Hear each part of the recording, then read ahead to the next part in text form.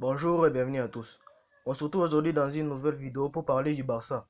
Et oui, la famille du Barça. Et des joueurs que ce club pouvait signer pour espérer gagner la Ligue des Champions 2023. Qu'on soit d'accord sur les termes et des niveaux des joueurs, car j'ai eu beaucoup de mal à faire cette vidéo. Alors j'espère qu'elle vous plaira. Et c'est parti. Les 4 joueurs que le Barça pouvait recruter cet été pour espérer gagner la Ligue des Champions 2023. C'est vrai que le mercato du Barça a été plus que mouvementé avec de nouvelles recrues telles que Robert Lewandowski, Jules Koundé, Franck Kessié, Rafinha, Marcos Alonso ou encore Hector Bellerin. Des recrues de poids vu les statistiques catastrophiques du Barça la saison passée. Mais avec ces nouvelles recrues, on est sûr d'avoir un Barça vraiment incroyable malgré cette défaite face au Bayern en Ligue des Champions. Mais le Barça reste une équipe qui peut faire quelque chose cette saison, vu les statistiques d'un grand nombre de joueurs au sein de l'équipe. Pour ce, bon visionnage. 4. Kalidou Koulibaly. Kalidou Koulibaly est le 4e joueur de cette liste grâce à ses performances défensives dans les championnats italiens et lors de la CAN 2022. Ce défenseur pouvait apporter énormément au Barça, non seulement pour ses très belles performances au cours de la saison passée, mais il pouvait aussi combler la défense centrale qui n'a pas été vraiment au top la saison passée. Ce défenseur sénégalais a certes inscrit un seul but en Serie A, mais a aussi largement contribué à la 3e place de son club de Naples en Serie A. Une place qui a permis à Naples de décrocher son billet pour la Ligue des Champions UEFA 2023 et qui était déjà dans les viseurs du Barça depuis plusieurs saisons, mais n'a finalement pas réussi à rejoindre le club catalan cet été, mais a été recruté par Chelsea pour un montant de plus de 35 millions d'euros et qui s'est fait rapidement remarquer en inscrivant un but lors de la première journée de la Premier League face aux Spurs de Tottenham. Et là, vous vous demandez, mais qu'est-ce que ces défenseurs pouvaient apporter au Barça? Eh bien, mettez-vous à l'aise et on le saura dans cette vidéo. Mais avant de continuer, lâchez-moi déjà un gros pouce bleu et n'hésitez pas à vous abonner à ma chaîne pour ne rater aucune de mes prochaines vidéos. Kalidou Koulibaly, du haut de ses 1,85 m, pouvait apporter énormément à ce Barça, surtout lors des grandes rencontres, comme on le voit souvent le faire en Ligue des Champions. Ce défenseur dispose aussi d'un jeu au pied très calme et une mentalité d'acier. Si on regarde la défense centrale du Barça ces 2 dernières années, composée de Clément Lenglet et Gérard Piqué, a été le plus pire, surtout lors du 8-2 face au Bayern et 4-1 face à Paris. Ces deux n'ont pas su garder leur ligne infranchissable lors des grandes rencontres, face à des joueurs d'une envergure complète et stable. Pour ceux qui ne le savent pas, Kalidou Koulibaly est un défenseur toujours décisif lors des grandes rencontres, comme on l'avait vu en 8e de finale face à ce même Barça. 3. Renato Sanchez. Dans le viseur du Barça depuis quelques saisons, Renato Sanchez est un milieu de terrain d'une grande renommée, non seulement pour son jeu au pied d'une des meilleures, mais aussi pour sa puissance et sa qualité technique. Des folles statistiques pour ce milieu de terrain. Cependant, ce transfert n'a pas eu lieu, permettant ainsi au PSG d'arracher le milieu de terrain lillois et de lui proposer un contrat de 5 ans. C'est encore loin de faire l'unanimité car avec des clubs comme le Barça et le Real qui peuvent frapper là où ça fait mal et de s'approprier les services du joueur. 2. Darwin Nunez. Jusqu'où ira le nouveau phénomène irigoyen? Si vous suivez le championnat portugais et la Ligue des Champions, ce nom ne vous aurait pas échappé. Darwin Nunez, attaquant irigoyen, réalise une très belle saison avec le Benfica Lisbonne, à tel point qu'il est convoité par le plus grand club d'Europe.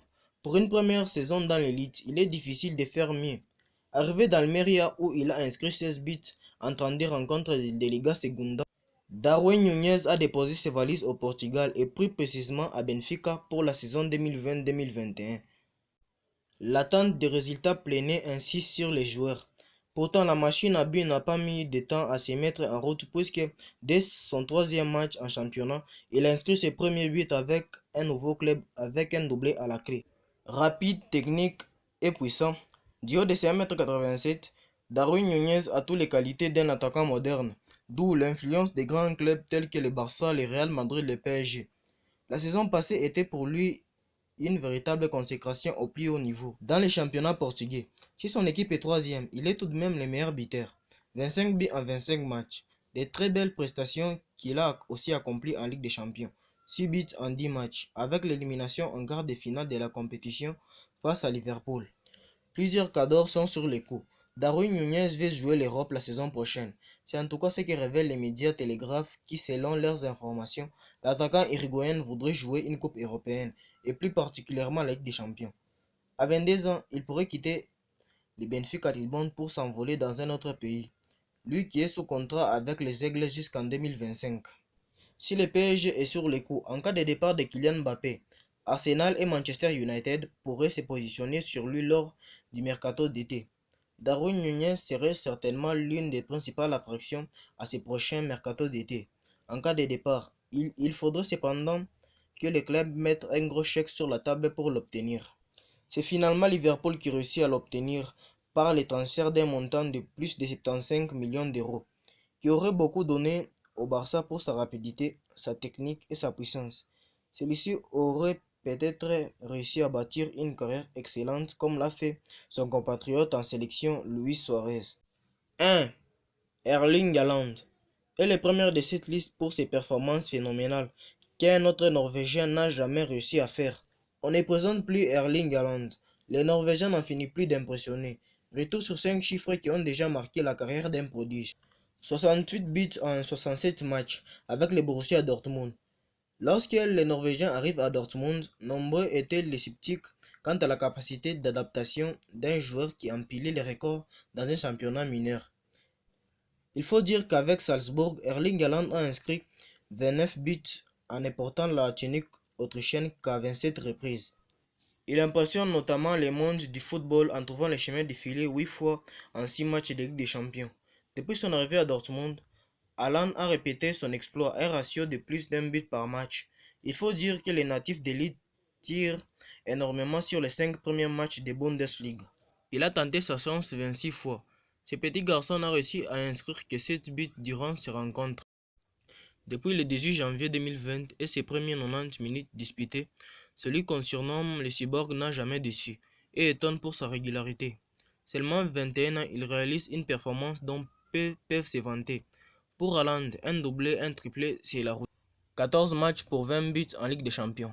Harry Kane pensait détenir un record de précocité avec la barre de 20 buts atteints en 24 matchs. Il ne s'attendait sûrement pas à ce qu'une armoire à glace norvégienne ne vienne tout pulvériser. Non seulement en 14 rencontres, Erling Haaland a atteint cette petite vingtaine de buts anciens qui ne serait sans doute plus qu'une infinité dans ses stats d'ici quelques années.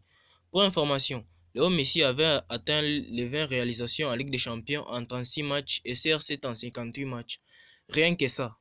Comme si cela ne suffisait pas pour les Golden Boy 2020 et aussi le recordman de buts inscrits sur les 20 premiers matchs européens disputés, dont 6 matchs de C3 pour les Norvégiens.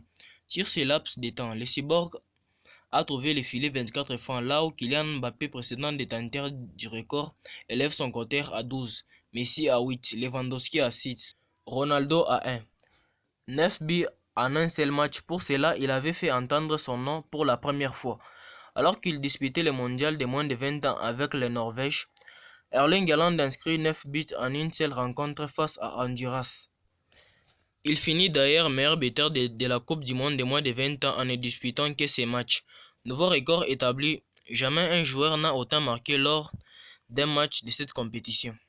Un renfort de poids pour les postes d'avant-centre détenus par Lewandowski qui pouvaient être exploités par le Barça. Et voilà tout ce que j'avais à dire au sujet de cette vidéo. Alors si cette vidéo vous a plu, n'hésitez pas à liker la vidéo et de vous abonner à ma chaîne pour ne rater aucune de mes prochaines vidéos et à la prochaine.